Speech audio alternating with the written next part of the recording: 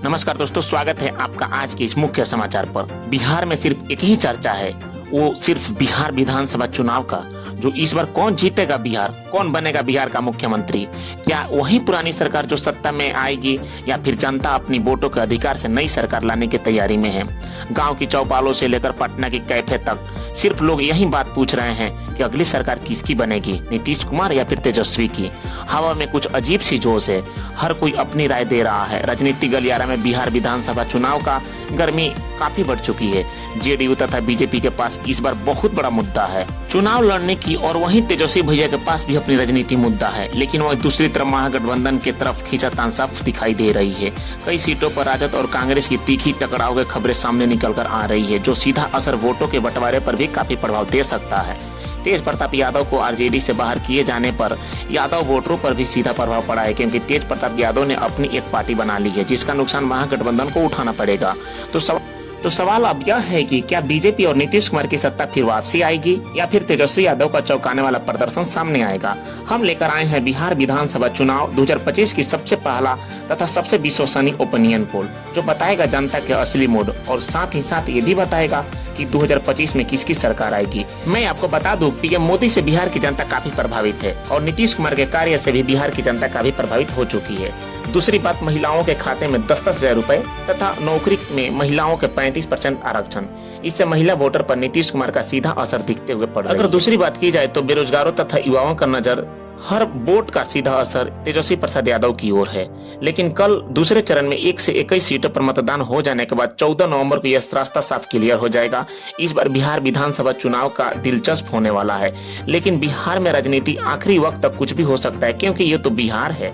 लेकिन जमीनी स्तर पर कौन जीत रहा है, किसकी बनेगी सरकार, मंजूरी किसकी मिलेगी बिहार में, जनता किसकी सरकार लाना चाहेगी, हम बताएंगे आपको। कृपया मेरे चैनल पे नए हैं तो मेरे चैनल को सब्सक्राइब। बिहार में दूसरे चरण के मतदान से पहले आरजेडी नेता ने तेजस्वी यादव ने एनडीए सरकार पर आरोप लगाया और कहा कि हार की खौफ से गृह मंत्रालय से सभी मंत्री तथा अधिकारियों को कॉल आ रहे हैं तथा सभी मंत्रियों अधिकारियों को धमकाया जा रहा है। फिर तेजस्वी यादव ने वीडियो को शेयर करते हुए कहा कि एनडीए सरकार पर हमला बोला। उन्होंने कहा कि होटल के सीसीटीवी कैमरे को बंद करके सभी अधिकारियों को देर रात तक बुलाते हैं गृह मंत्री, तथा सीएम हाउस से भी सभी अधिकारियों को कॉल आते हैं।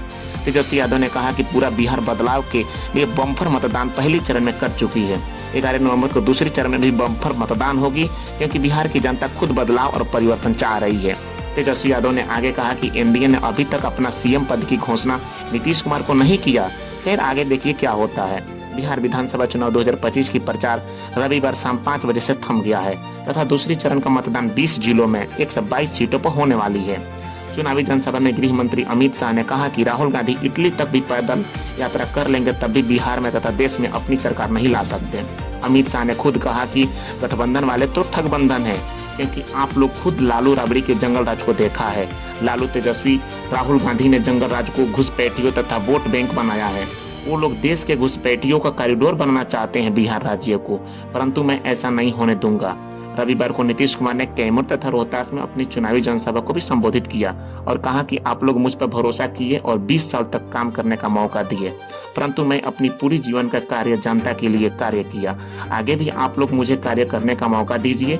आपसे मेरा आश्वासन है कि आगे भी इससे बेहतरीन कार्य करके दिखाऊंगा।